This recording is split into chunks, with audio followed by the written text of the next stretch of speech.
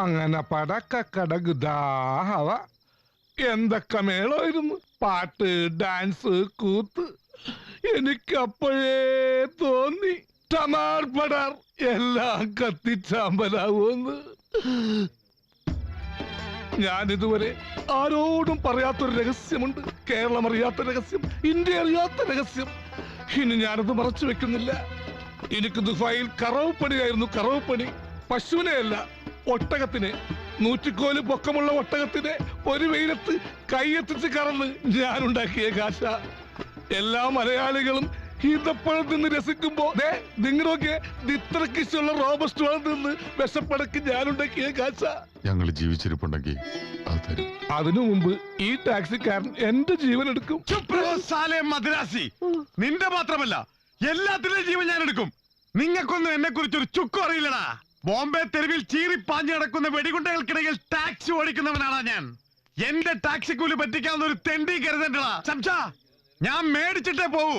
എടാ നീയൊക്കെ ധാരാവി ധാരാവിന്ന് കേട്ടിട്ടുണ്ടോ? കേട്ട് സാല കുത്തെ കമീനെ ഉല്ലുക്ക പട്ട് കുത്തേക്ക ബച്ച് കളിയാക്കുന്നോടാ ബേവക്കൂഫ്. എടാ നീ ദാവൂദിനറിയോ? ചോട്ടാരാജനറിയോ?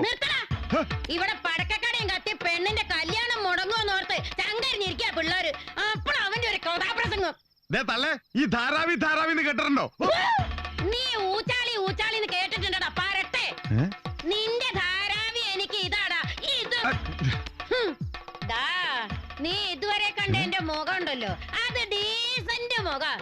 എന്നെ തറയാക്കലടാ മോനെ. നിന്റെ കിണുത്തിലിട്ടൊന്നും തന്നാലുണ്ടല്ലോ നീ ഇവിടെ മുഴുവൻ തൂറി വീഴും. എടാ മണവാളത്തണ്ടി, എന്നോട് കൂടിയാ പറഞ്ഞേക്കണത്.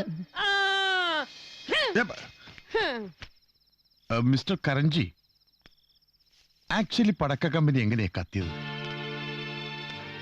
എല്ലാം ഞാൻ അറിഞ്ഞു. വരാനുള്ളത് വഴി തങ്ങില്ല എന്ന് എഴുതി സമാധാനിക്കാൻ. സത്യത്തിൽ പൊട്ടിത്തെറിച്ചപ്പോഴാ നിങ്ങളുടെ പടക്കങ്ങൾ പൊട്ടുന്നതാണെന്ന് എനിക്ക് ബോധ്യമായത്. കാശ് ഇന്ന് വരും, നാളെ പോകും, നാളെ വരും, മറ്റന്നാ പോകും. നിങ്ങൾക്ക് നാളെ വരാനുള്ളത് ഇന്നേ പോയി. പിന്നെ എങ്ങനെ നിങ്ങൾ എനിക്ക് കാശ് തരും? അതോർത്ത് വിഷമിക്കൊന്നും വേണ്ട. ഞാൻ അത്രയ്ക്ക് ദുഷ്ടനൊന്നുമല്ല.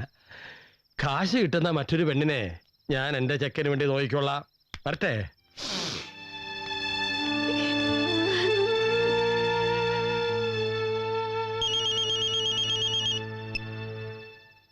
ഹലോ, ഞാനാ കാവേരി. അതെ, കുറച്ച് കഴിഞ്ഞിട്ട് വിളിക്കൂ. അത് ശരി, കുറച്ച് കഴിഞ്ഞ് ഞാൻ അങ്ങോട്ട് വിളിക്കണം.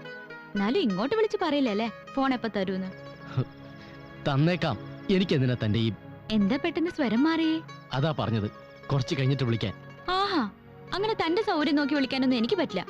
മര്യാദയ്ക്ക് എന്റെ ഫോൺ തന്നോ. തരാൻ സൗകര്യം. നിങ്ങളുടെ കേസ് കൊടുക്ക്.